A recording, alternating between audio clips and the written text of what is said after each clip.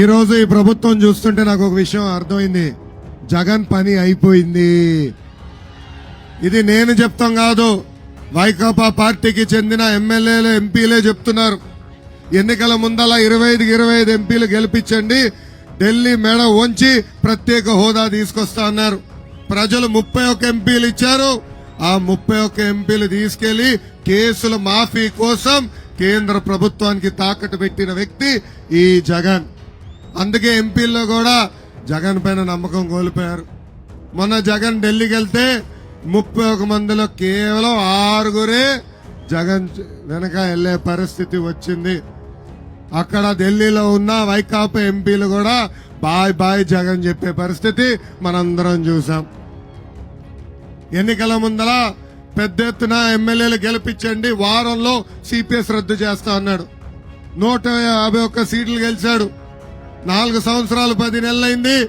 ఆ సిపిఎస్ రద్దు కాదు కదా, ఉద్యోగస్తులు మాయం చేసి జీపీఎస్ తీసుకొచ్చాడు, రివర్స్ ఫిట్మెంట్ తీసుకొస్తాడు. ఇది చూసి ఎమ్మెల్యేలు కూడా బాయ్ బాయ్ జగన్ చెప్పే పరిస్థితి ఈ రోజు మనందరం ఆంధ్ర రాష్ట్రంలో చూస్తున్నాం.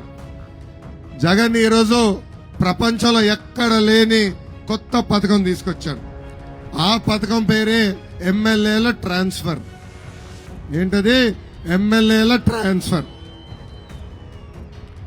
ఒకడింటిలో చెత్త తీసుకొచ్చి పక్కనింటోడు ముందర వేస్తే అది బంగారం అవుతుందా? అలాంటిది ముఖ్యమంత్రి గారే, ఈ జగనే ఈ ఎమ్మెల్యే చెత్త, కానీ ఈ నియోజకవర్గంలో కాదు పక్క నియోజకవర్గంలో పెడితే బంగారం అయిపోతాడంట. అంటే చూడండి ఈ రోజు ఎలా ప్రజల్ని మోసం చేస్తున్నాడో ఈ జగన్. ఇక్కడున్న ప్రజలందరూ ఒకటే గుర్తు పెట్టుకోవాలి, ఎప్పుడైతే ఈ ఎమ్మెల్యే ట్రాన్స్ఫర్ కార్యక్రమం ప్రారంభించాడో ఆ రోజే జగన్ ఓటుమి ఒప్పుకున్నాడు. ఇప్పుడు మిమ్మల్ని అందరినీ ఒక ప్రశ్న అడుగుతున్నా, బాబాయిని చంపింది ఎవరబ్బా? బాబాయిని చంపింది ఎవరు? పిన్ని తాలిబొట్టు చంపింది ఎవరు? అబ్బాయే బాబాయిని చంపేశాడు, అబ్బాయే పిన్ని తాలిబొట్టు తెంపాడు. ఇది ఎవరు రక్త చరిత్ర? జగనాసుడ రక్త చరిత్ర. ఎన్నికల ముందల ఏం చెప్పారు? చంద్రబాబు నాయుడు గారే చంపారన్నారు. ఈ రోజు చార్జ్ షీట్ లో ఎయిట్ ఎవరు? సొంత బంధు వాళ్ళ పార్టీకి చెందిన ఎంపీ అవినాష్ రెడ్డి. ఇంకా రేపో మాపో A9 లో జగన్ పేరు కూడా రాబోతుంది.